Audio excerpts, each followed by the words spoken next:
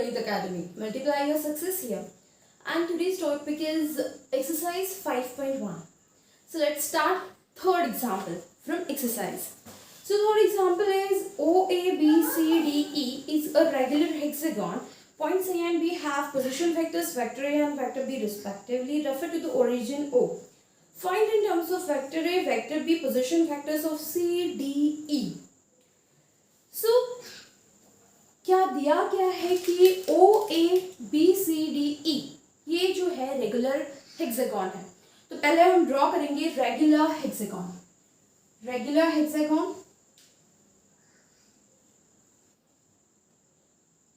This is regular hexagon.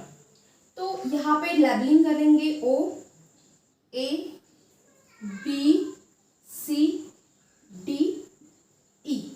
Okay, अब क्या दिया है कि जो A और B है इनके पोजीशन वेक्टर्स जो है वो दिए हैं विथ रिस्पेक्ट टू O. तो A का पोजीशन वेक्टर है A, वेक्टर A. B का पोजीशन वेक्टर है vector B.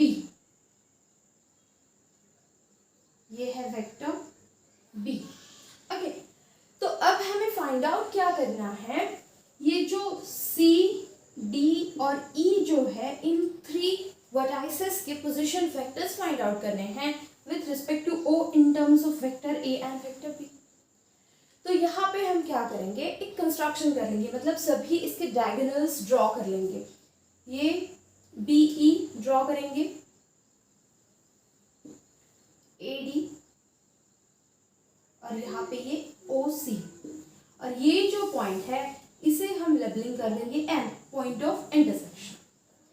Point of intersection और ये M जो होता है वो M, OC, AD और BE इसका मिड पॉइंट भी होगा क्योंकि ये M डायगोनल्स को बाइसेक्ट करता है because this is regular hexagon. Okay, so हम स्टार्ट कर देंगे प्रूफ.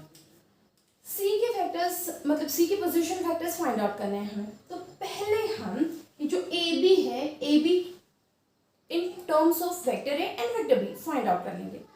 तो अगर AB को फाइंड आउट करना है मतलब वेक्टर AB इसे अगर फाइंड आउट करना है तो इसे इस ट्रायंगल को हम triangle of vector addition apply करेंगे. तो यहाँ पे होगा vector AO plus vector OB. Vector AO, अब AO की जो डायरेक्शन है वो O to A है तो यहाँ पे हम लिख देंगे वेक्टर OA और यहाँ पे negative sign plus vector OB. अब इसकी वैल्यू सब्स्टिट्यूट कर देंगे. OA की जो वैल्यू है वो है नेगेटिव, ये negative vector A plus OB की जो है वो है वेक्टर B. तो ये AB जो है ये AB क्या हुआ, AB equals to vector B minus vector A. तो अब हमें यहाँ पे मिल गया है ये AB जो है ये मिल गया. ये क्या है, vector B minus vector A. अब कंसीडर करना है हमें ये OABM ये जो है ये पैरेललोग्राम है. OABM is parallelogram. अगर ये पैरेललोग्राम है तो इसकी अपोजिट साइड्स जो होती है वो पैरेलल कॉन्ग्रुएंट होगी. तो यहाँ पे OM जो है वेक्टर OM और वेक्टर AB ये दो कॉन्ग्रुएंट होंगे और AB की वैल्यू क्या है, vector B minus vector A. तो निकालेंगे OC. ये जो OC वेक्टर है ये OC वेक्टर 2 टाइम्स OM है क्योंकि M जो है M ये बाइसेक्ट करता है OC को. तो 2 टाइम्स वेक्टर OM मतलब 2 times vector B minus vector A. मतलब OC जो है OC क्या मिला हमें, 2 times vector B minus 2 times vector A. मतलब ये जो C पॉइंट है इसके पोजीशन वेक्टर मिल गए 2 times vector B minus 2 times vector A. अब फाइंड आउट करेंगे वेक्टर D जो है ये D पॉइंट, इस D पॉइंट का पोजीशन वेक्टर फाइंड आउट करेंगे. ओके, तो अब अगर डी पॉइंट जो है इसका पोजीशन वेक्टर फाइंड आउट करना है तो हमें ट्रायंगल कंसीडर करना पड़ेगा और उस ट्रायंगल को हम triangle of vector addition apply कर देंगे। अब डी की पोजीशन वेक्टर फाइंड आउट करने हैं तो यहाँ पे ये ट्रायंगल कंसीडर कर लेंगे ओ डी सी, ये जो है ये ट्रायंगल कंसीडर कर लेंगे और यहाँ पे हम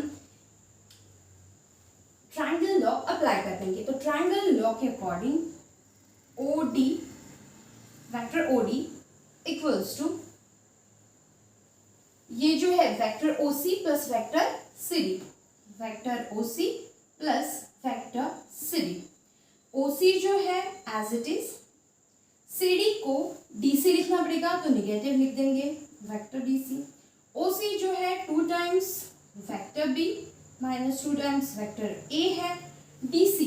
अब डी सी और ओ ए इक्वली रहेंगे क्योंकि ये जो हेक्सागोन है ये रेगुलर हेक्सागोन है, मतलब सभी जो साइड्स है ये इक्वल रहेंगी, मतलब डी सी की भी वैल्यू वेक्टर ए ही रहेंगे।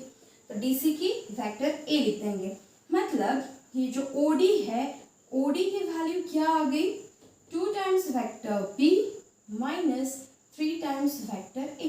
डी भी हो गया। अब फाइंड आउट करेंगे वेक्टर ई के लिए।